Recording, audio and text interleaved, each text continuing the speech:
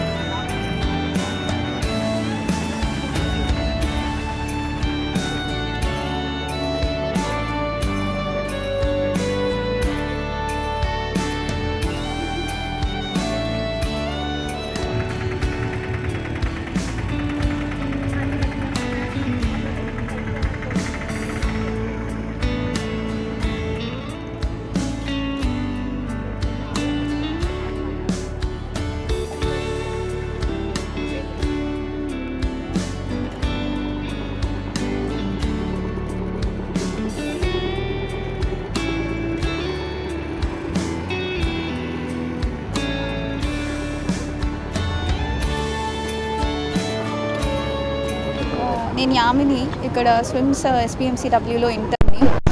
ముందుగా అందరికీ రక్షాబంధన్ శుభాకాంక్షలు. కానీ ఇక్కడ మేము అందరికీ తెలిసిందే, మేము ఎందుకు ఇట్లా డ్యూటీస్, ఎలక్టివ్ డ్యూటీస్ కావచ్చు ఏదైనా కూడా అవన్నీ బాయ్కాట్ చేసి మరీ ఇక్కడికి వచ్చి ఎందుకు ప్రొటెస్ట్ చేస్తున్నామన్నది తెలిసిందే. ముఖ్యంగా ఏంటి అంటే, ఒక ఆడపిల్లకు ఈ వేళ రక్షణ లేదు. అది 5 ఏళ్ల పాప కావచ్చు, లేదంటే 60 ఏళ్ల ముసలి వాళ్ళు కావచ్చు, ఎవరికైనా కూడా రక్షణ లేదు.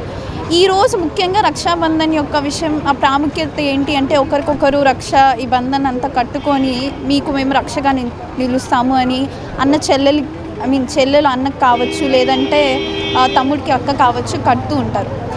కాకుండా మేము కట్టినా కట్టకపోయినా కూడా ప్రతి ఒక్కరూ కూడా తమ చెల్లెలకి తమ అక్కకి అని ఇంట్లో వాళ్ళకే కాకుండా చుట్టూ ఉన్న సమాజంలో ఎవరైనా ఆడపిల్లని చూసినా, ఏదైనా ఇబ్బందుల్లో ఉన్నా కూడా వాళ్ళ రక్షగా నిలవాలని కోరుకుంటున్నాను. సో ఇది సమాజంలో ఉన్న ప్రతి ఒక్కరూ కూడా ఇలా భావించి ఒకరికొకరు రక్షగా నిలబడితే ఇలాంటి ఏవైతే అన్యాయాలు జరుగుతున్నాయో వాటిని అరికట్టే అవకాశం అనేది ఉంటుంది. నేను doctor Shirisha, second year medicine post graduate రెసిడెంట్ని. అసలు ఈ పాయింట్ ఆఫ్ టైంలో మనకి రక్షాబంధన్ రావడం అన్నది అందరికి గుర్తు చేసుకోవాల్సిన విషయం. ఎందుకంటే ఇలా ఒక అమ్మాయిని రేప్ చేసి మర్డర్ చేసి చంపేసిన తర్వాత అందరికి ఈ టైంలో అసలు రక్షాబంధన్ అంటే ఏంటి, ఎవరైనా సరే, బ్రదర్ అనే కాదు, ఇక్కడ ఇంతమంది ఉన్నాము, ఎవరు కూడా బ్లడ్ రిలేటెడ్ ఎవరు లేరు, అయినా సరే ఇంతమంది డ్యూరింగ్ ద ప్రొటెస్ట్ కానీ మమ్మల్ని సపోర్ట్ చేస్తూ వస్తున్నారు.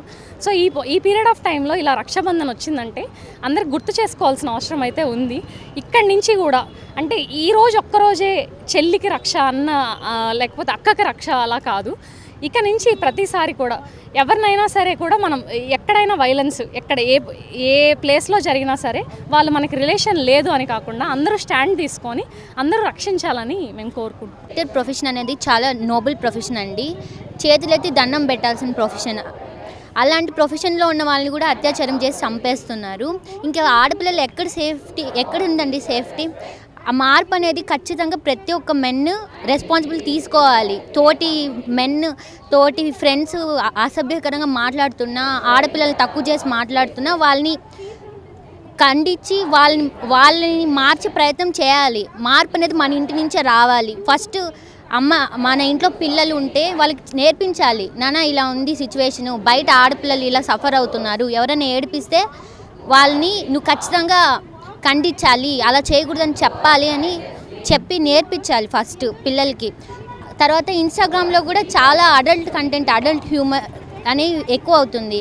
దానివల్ల కూడా సొసైటీ చాలా ఇంపాక్ట్ అవుతుంది.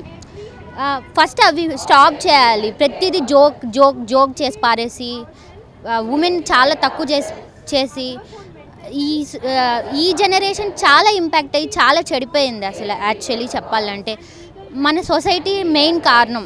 చిన్న పిల్లలు కూడా రేప్ చేయగలుగుతున్నారంటే ఏంటంటే నైన్త్ క్లాస్ పిల్లలు కూడా గ్యాంగ్ రేప్ చేస్తున్నారు. ఎక్కడి నుంచి వస్తుంది వాళ్ళకి థాట్స్ అంతా?